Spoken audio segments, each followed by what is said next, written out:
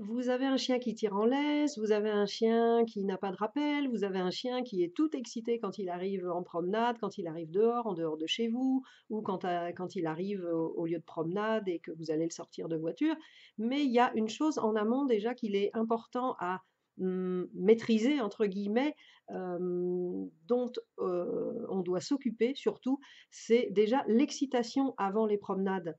Parce que ça va, du coup, vous aider pour avoir un chien qui tire moins en laisse, qui est moins excité en promenade. Alors c'est pas la solution miracle, hein, bien sûr, mais c'est une des petites solutions parmi d'autres solutions, associées. C'est l'excitation donc que votre chien a, l'excitation qu'il manifeste à la vue de son harnais et de sa laisse. Voilà, vous bougez le harnais, vous sortez le harnais, le chien est tout excité, vous sortez la laisse, le chien est tout excité. Donc ça, effectivement, c'est un problème. L'idée, c'est que ces objets soient, neutres et ne génèrent pas, alors génèrent de l'enthousiasme, pourquoi pas, génèrent de la joie bien sûr d'aller se promener, pourquoi pas, mais pas, que le chien soit excité, surexcité et que ça prenne des mesures, extrêmes et que cette joie soit démesurée et que le chien parte en crise émotionnelle là sur l'excitation. Alors comment on va faire? Comment vous pouvez faire? L'idée, c'est que, le harnais et la laisse, ça devienne, quasi aussi neutre, qu'un tabouret ou qu'une corbeille à fruits que vous déplacez de la cuisine, à la salle à manger. Donc, je vous invite à essayer ce petit exercice. Vous allez prendre le harnais et la laisse de votre chien et puis vous allez les promener dans la maison. Vous allez prendre le harnais et la laisse et puis vous allez les emmener avec vous dans la cuisine. Vous allez les déposer, sur le plan de travail pendant que vous êtes en train de préparer à manger ou de faire votre vaisselle. Alors préparer à manger, si ça excite aussi le chien, attention, on va peut-être pas utiliser ce moment-là. Vous prenez aussi le harnais et la laisse pour aller à la salle de bain, pour aller prendre votre douche, pour aller, aux toilettes, pour aller vous coucher le soir et cetera et cetera.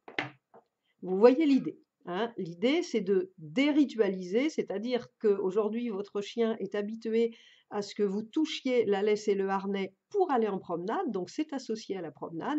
C'est ça qu'il faut défaire, c'est ça qu'il faut casser, de manière à ce que quand vous déplacez la laisse et le harnais, ça ne génère pas, voilà, des émotions extrêmes, une excitabilité extrême et que ce soit, suffisamment neutre pour que ça mette simplement votre chien en joie. Voilà, encore une fois, comme si vous étiez en train de mettre des assiettes sur la table, déplacer un tabouret, déplacer une chaise ou une corbeille de fruits, voilà, tout ça pour votre chien, ça n'a pas d'importance, ce n'est pas lié à la promenade et ça ne génère pas d'excitation. Donc si vous promenez, sa laisse et son collier régulièrement comme ça au quotidien dans la maison et que ça n'est associé à rien, que ça n'est pas associé à la promenade, eh bien cette excitabilité va petit à petit redescendre, redescendre, redescendre, redescendre. Alors bien sûr, les premières fois où vous allez déplacer donc la laisse, et le harnais, ça peut générer de l'excitation chez votre chien. On ne va pas le laisser comme ça, on ne va pas le laisser complètement énervé, on ne va pas le laisser complètement excité. Vous allez lui donner quelque chose à faire qui va l'apaiser. Un Kong fourré, un tapis de léchage, le tapis de fouille, aller faire une petite partie de jeu dans le jardin, par exemple. Voilà, ne le laissez pas complètement excité, complètement énervé s'il a vu son harnais et son collier et que finalement ça n'aboutit pas à la promenade. Donc voilà, proposez-lui autre chose à la place qui va faire redescendre cet état émotionnel élevé, qui va l'apaiser.